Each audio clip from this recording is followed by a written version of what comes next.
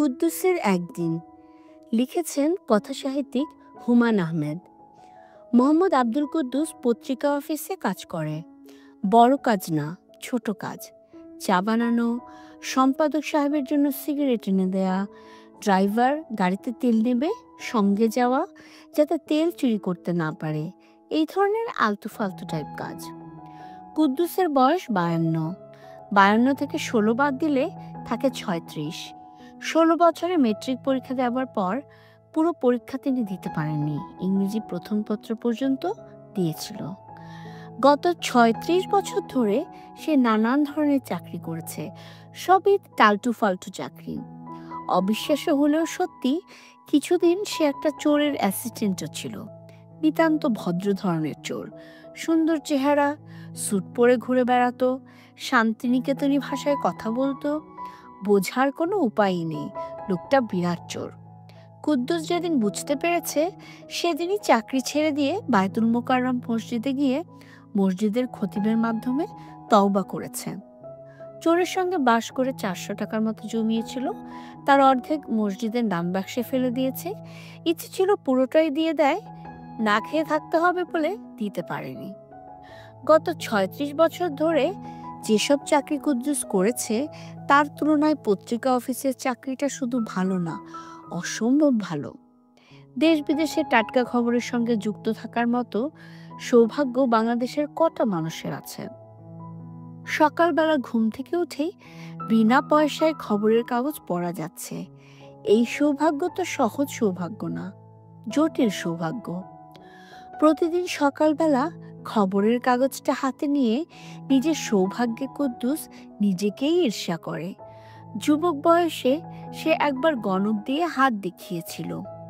গণক বলেছিল, শেষ বয়সটা আপনার মহা সুখে কাটবে, বিরাট সম্মান পাবেন। পত্রিকা অফিসে কাজটা পাবার পর কুদ্দুসের ধারণা, গণক মোটামুটি সত্যি কথাই বলেছে, শুধু বিরাট সম্মানের জায়গায় একটু ভুল করেছে। তা কিছু ভুল ত্রুটি তো হবেই। কুদ্দুস রাতে পত্রিকা অফিসেই ঘুমায়, কোনো এক কোণা কানা খুঁজে নিয়ে মাদুর পেতে শুয়ে পড়ে। চাদর দিয়ে সারা শরীরে ঢেকে ফেললে মশার হাত থেকেও মুক্তি পাওয়া যায়। মেস করে থাকতে হচ্ছে না বলে বেশ কিছু টাকাও বেঁচে যাচ্ছে। বেতন যা পাওয়া যায় তাতে আলাদা ঘর ভাড়া করে বা মেস করে থাকা সম্ভব না। তার দরকারই বা কি? সে একা মানুষ, এত শৌখিনতার তার দরকার কি?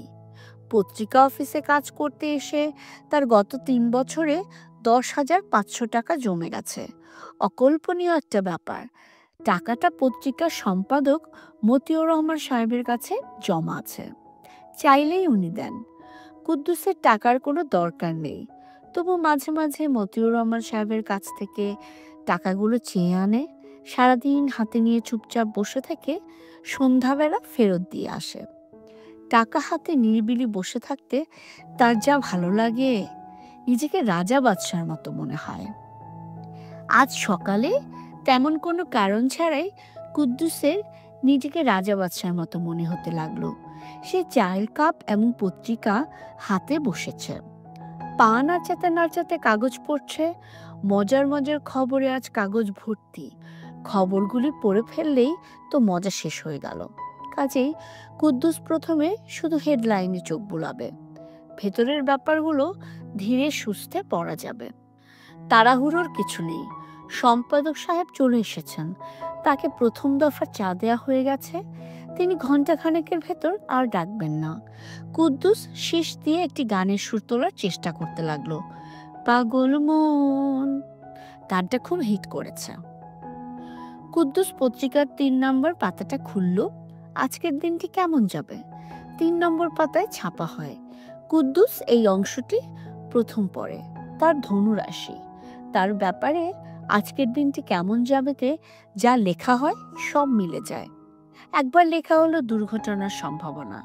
সেদিন অকারণে হুমড়ি খেয়ে পড়ে বুড়ো আঙ্গুলের নখের অর্ধেকটা ভেঙে গেল। আজকের রাশিফলে লেখা, ধনু রাশির জন্য আজ যাত্রা শুভ, ভ্রমণের যোগ আছে, কিঞ্চিত অর্থনাশের আশঙ্কা, শত্রুপক্ষের তৎপরতা বৃদ্ধি পাবে, শত্রুর কারণে সম্মানহানির আশঙ্কা। সম্মানহানির আশঙ্কায় কুদ্দুস খানিকটা চিন্তিত বোধ করছে। সম্মান বলতে গেলে কিছুই নেই, যা আছে তাও যদি চলে যায় তো মুশকিল। পত্রিকার সব হেডলাইন শেষ করবার আগেই কুদ্দুসের ডাক পড়ল। মতিউর রহমান সাহেবের ইলেকট্রিক বেল ঝনঝন করে বেজে উঠল। কুদ্দুস এমনভাবে লাফিয়ে উঠল যে তার কাপ থেকে চা পুরোটা হলকে গায়ে পড়ে গেল। শার্টটা নতুন কেনা, আজ নিয়ে মাত্র তৃতীয়বার পরা হয়েছে। সাদা কাপড়ে চায়ের রং সহজে উঠে না, এক্ষুনি ধুয়ে ফেলতে পারলে হতো, সেটা সম্ভব না। মতিউর রহমান স্যার ডেকেছেন, 1 সেকেন্ড অপেক্ষা করা যাবে না। কুদ্দুস প্রায় ছুটে সম্পাদক সাহেবের ঘরে ঢুকল। মতিউর রহমান সাহেব বললেন, তোর খবর কি রে কুদ্দুস? কুদ্দুস বিনয়ে মাথা নিচু করে বলল, খবর ভালো স্যার। একটা কাজ করে দে তো, এই চিঠিটা নিয়ে যা, নাম ঠিকানা লেখা আছে, হাতে হাতে দিয়ে আসবে। জি স্যার। জাভেদ সাহেব ইস্টার্ন প্লাজার 9 তলায় থাকেন। ইস্টার্ন প্লাজা চিনিস তো? জি স্যার চিনি। খুব জরুরি চিঠি, হাতে হাতে দিবি।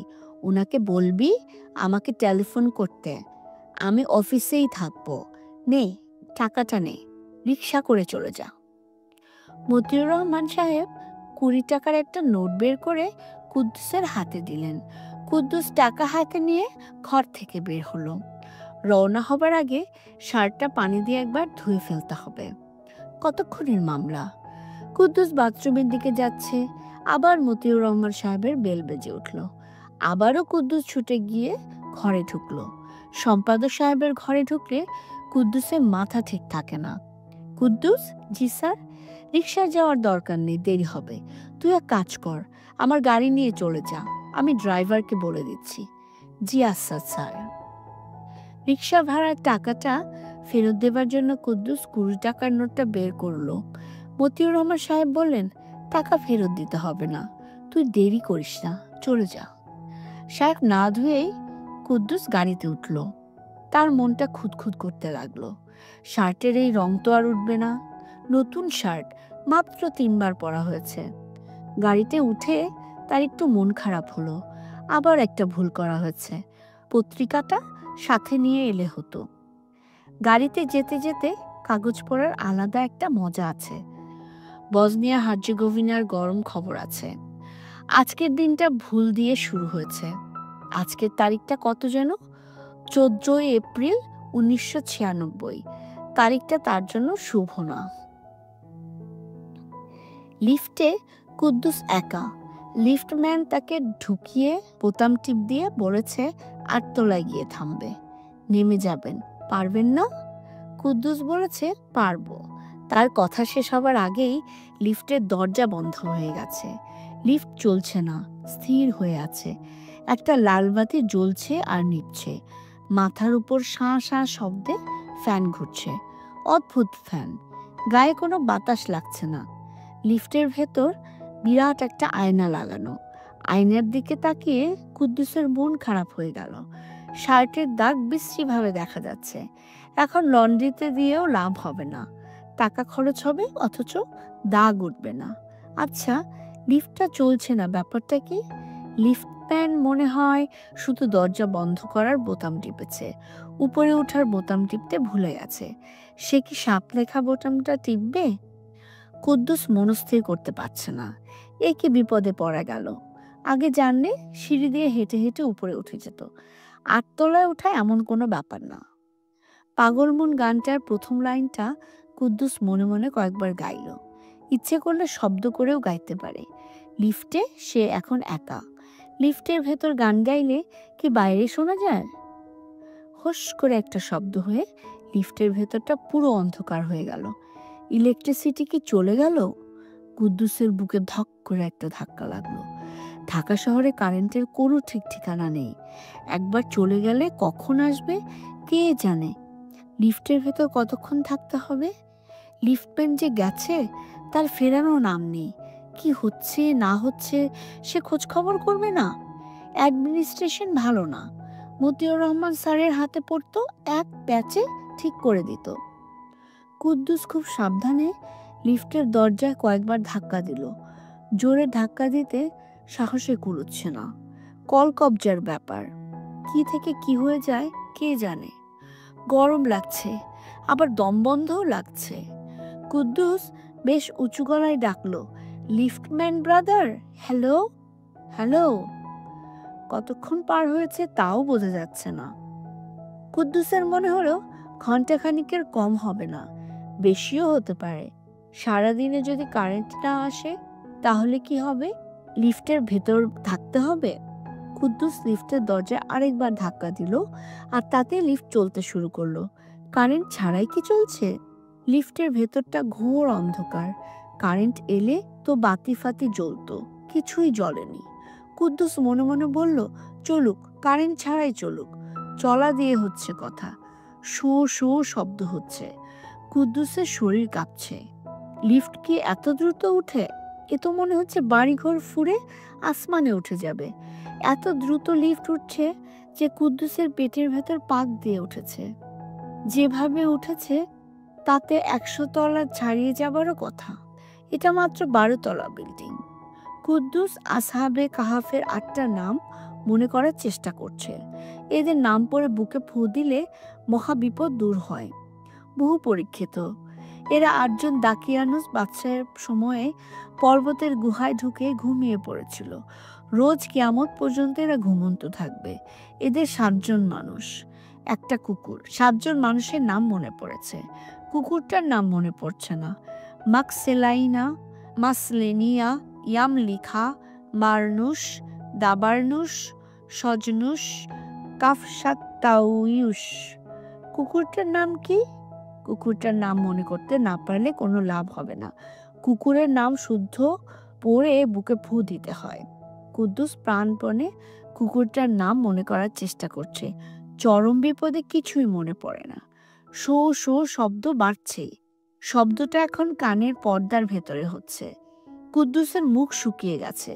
সে লিফটের মেঝেতে বসে পড়ল, আর তখনই কুকুরটার নাম মনে পড়ল, কিতমির। কিতমির নাম পড়ার পরপরই হঠাৎ প্রচণ্ড ঝাঁকুনি খেয়ে লিফট থেমে গেল। লিফটের দরজা খুলতে শুরু করলো। দরজা পুরোপুরি খোলার জন্য কুদ্দুস অপেক্ষা করলো না। সে বসা অবস্থা থেকে ব্যাঙের মতো লাফ দিয়ে বের হয়ে পড়ল। বের হয়ে হতভম্ব হয়ে গেল। সে কোথায় এসেছে? ব্যাপারটা কি? লিফট থেকে বের হওয়া বিরাট বোকামি হয়েছে। যেভাবে লাফ দিয়ে সে লিফট থেকে বের হয়েছে তার উচিত ঠিক সেইভাবে লাফ দিয়ে আবার লিফটে ঢুকে যাওয়া। সে পিছনে তাকালো। পিছনে লিফট নেই। লিফট কেন? কোনো কিছুই নেই।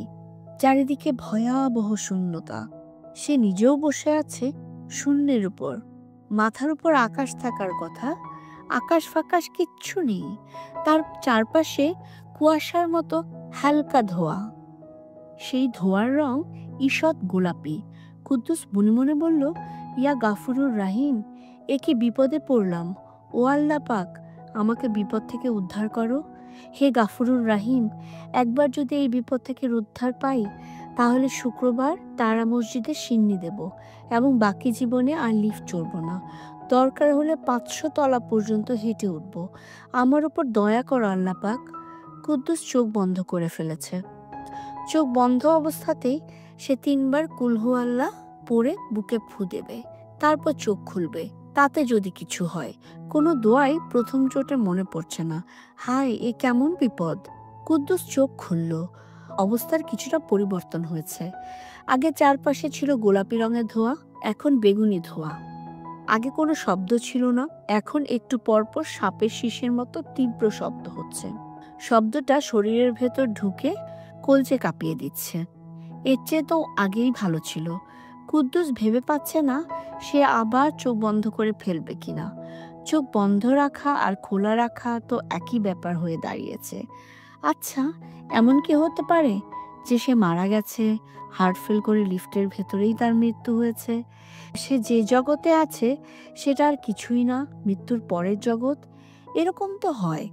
কিছু বোঝার আগে কত মানুষ মারা যায়। সেও মারা গেছে, মৃত্যুর পর তাকে আবার জিন্দা করা হয়েছে। কিছুক্ষণের ভেতর মানকের নিকের আসবে, তাকে সওয়াল জবাব করবে। তোমার ধর্ম কি? তোমার নবী কে? এইসব জিজ্ঞেস করবে। এ কি বিপদ!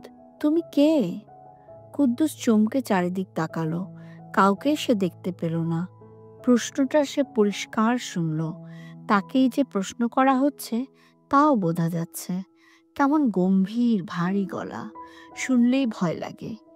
এই, তুমি কে? কুদ্দুস কাঁদো কাঁদো গলায় বলল, স্যার, আমার নাম কুদ্দুস। তুমি এখানে কিভাবে এসেছো? স্যার, আমি তো কিছুই জানি না। লিফটের ভিতর ছিলাম, লাফ দিয়ে বের হয়েছি। বাইরে হওয়া উচিত হয় নাই। আপনি স্যার এখন একটা ব্যবস্থা করেন। গরিবের একটা রিকোয়েস্ট। আমরা তো কিছুই বুঝতে পারছি না। তুমি এখানে এলে কি করে? স্যার, আমার ভুল হয়েছে, ক্ষমা করে দেন। কোথায় আসছি নিজেও জানি না, কিভাবে আসছি তাও জানি না। লিফটের দরজা ভালো মতো খোলার আগেই লাফ দিয়েছিলাম। এইটা স্যার অন্যায় হয়েছে, আর কোনোদিনও করব না। সত্যি কথা বলতে কি, আর কোনোদিন লিফটেও চড়ব না। এখন স্যার ফেরত পাঠাবার একটা ব্যবস্থা করেন। আমি খাস দিলে আল্লাহ পাকের কাছে আপনার জন্য দোয়া করব। তোমার কোনো কিছুই তো আমরা বুঝতে পারছি না। প্রথম কথা হলো, মাত্রা কি করে ভাঙলে? মাত্রা ভেঙে এখানে এলে কিভাবে? স্যার, বিশ্বাস করেন, আমি কোনো কিছুই ভাঙি নাই।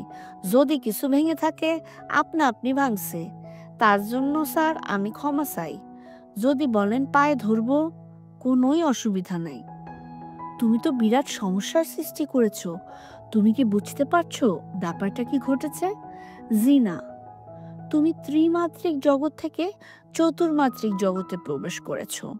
এই কাণ্ডটা কিভাবে করেছো আমরা জানি না। আমরা জানার চেষ্টা করছি। স্যার, ফেরত পাঠাবার ব্যবস্থা করেন। সারা জীবন আপনার গোলাম হয়ে থাকবো। তোমার কথাবার্তাও তো আমরা বুঝতে পারছি না। গোলাম হয়ে থাকবো মানে কি? কুদ্দুস ব্যাকুল গলায় বলল, স্যার, গোলাম হয়ে থাকবো মানে হলো স্যার আপনার সার্ভেন্ট হয়ে থাকবো। আমি আপনার মুখ দেখতে পারছি না। মুখ দেখতে পারলে ভয়টা একটু কমতো। আমরা ইচ্ছে করেই তোমাকে মুখ দেখাচ্ছি না। মুখ দেখালে ভয় আরো বেড়ে যেতে পারে। স্যার, যে ভয় লিফটের ভিতরে পেয়েছি, এরপর আর কোনো কিছুতেই কোনো ভয় পাবো না। রয়্যাল বেঙ্গলের খাঁচার ভিতর ঢুকে রয়্যাল বেঙ্গলকে চুমু খেয়ে আসবো। তার লেজ দিয়ে কান চুলকাবো। তাতেও স্যার ভয় লাগবে না। তোমার নাম যেন কি বললে? কুদ্দুস। জি স্যার, কুদ্দুস। একটা জিনিস একটু বোঝার চেষ্টা করো। তুমি হচ্ছ ত্রিমাত্রিক জগতের মানুষ।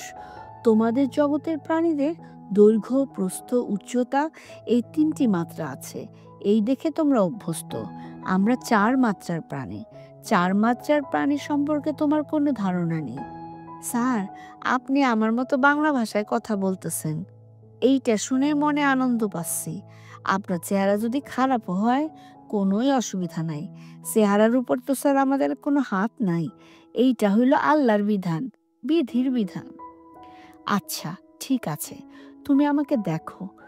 কুদ্দুসের শরীরে হালকা একটা কাঁপুনি লাগলো। হঠাৎ এক ঝলক ঠান্ডা হাওয়া লাগলে যেরকম লাগে সেরকম। তারপরে মনে হতে লাগলো তার চারপাশে যত বেগুনি রং আছে সব তার চোখের ভেতর ঢুকে যাচ্ছে। আবার চোখের ভেতর থেকে কিছু কিছু রং বের হয়ে আসছে। এ কি নতুন মুসিবত হলো! আচমকা রঙের আসা যাওয়া বন্ধ হলো। কুদ্দুস তার চোখের সামনে কি একটা যেন দেখলো। মানুষের মতোই মুখ, তবে স্বচ্ছ কাচের তৈরি। একটা মুখের ভেতর আরেকটা, সেই মুখের ভেতর আরেকটা, এইরকম চলেই গিয়েছে। মুখটার চোখ দুটাও কাচের। সেই চোখের যে কোনো একটার দিকে তাকালে তার ভেতরে আরেকটা চোখ দেখা যায়। সেই চোখের ভেতর আবার আরেকটা। ঘটনা এইখানে শেষ হলে হতো।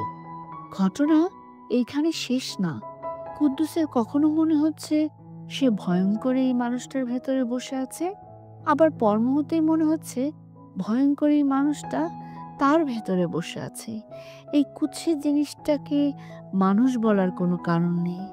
মানুষ ছাড়া কুদ্দুস তাকে আর কি বলবে ভেবে পাচ্ছে না। তুমি কি ভয় পাচ্ছ?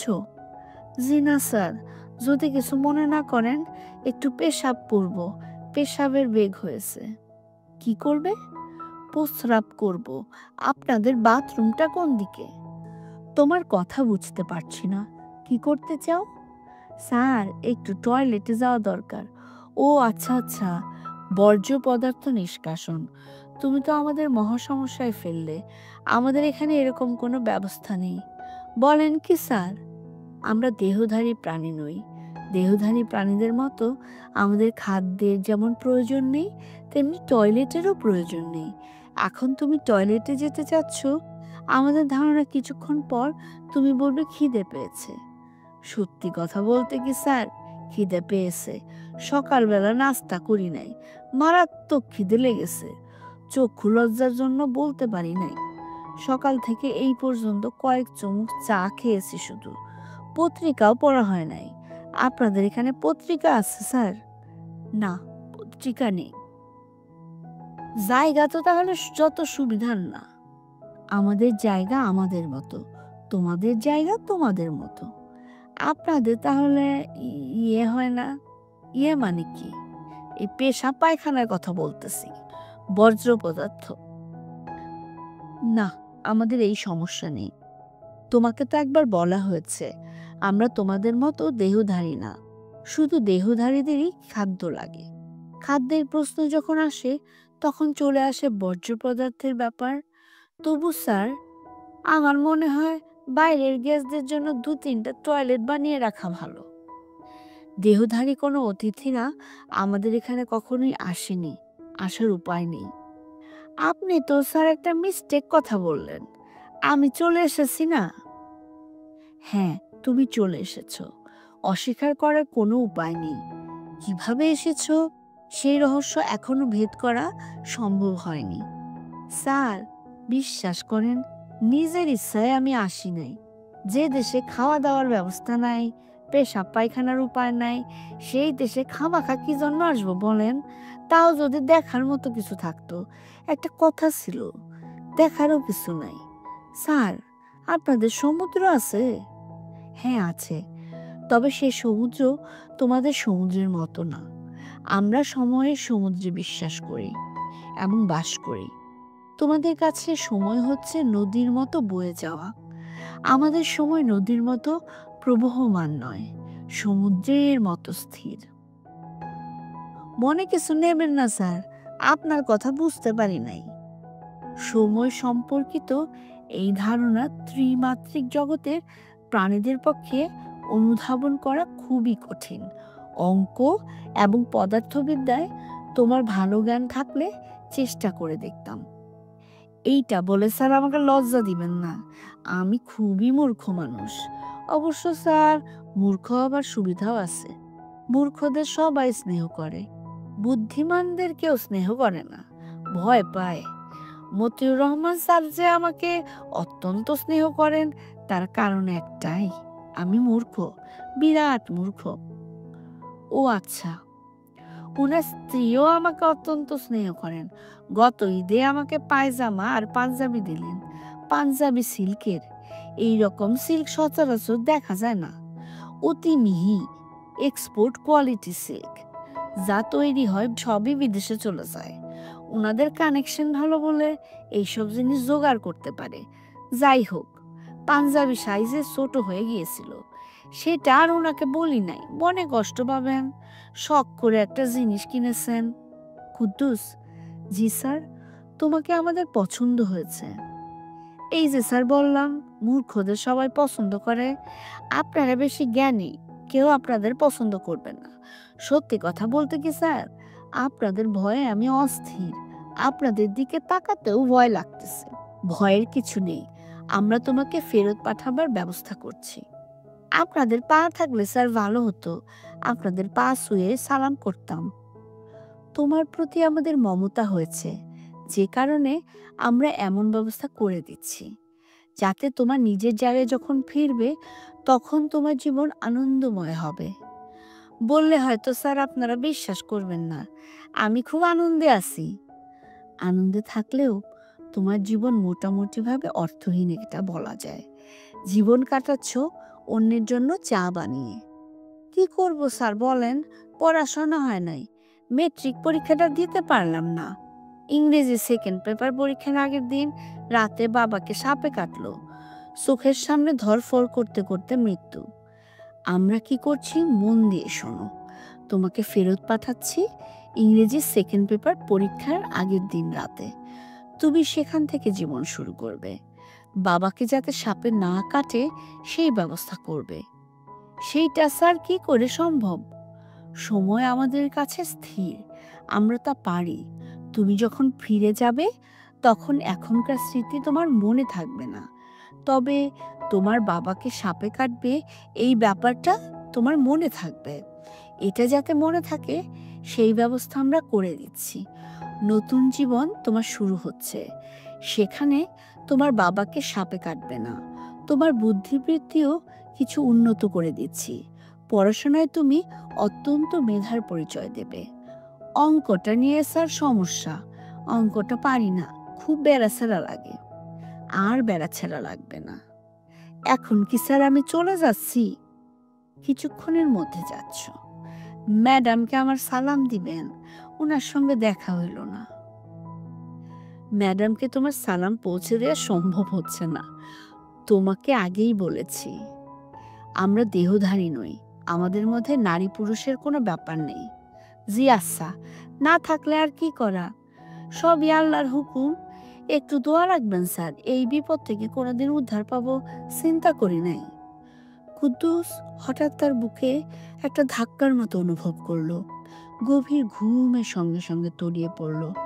ঘুমের মধ্যেই তার মনে হচ্ছে সে যেন অতল কোনো সমুদ্রে তলিয়ে যাচ্ছে। সেই সমুদ্রের পানি সীসার মতো ভারী, বরফের মতো ঠান্ডা, পানির রং গাঢ় গোলাপি। সে তলিয়েই যাচ্ছে, তলিয়েই যাচ্ছে।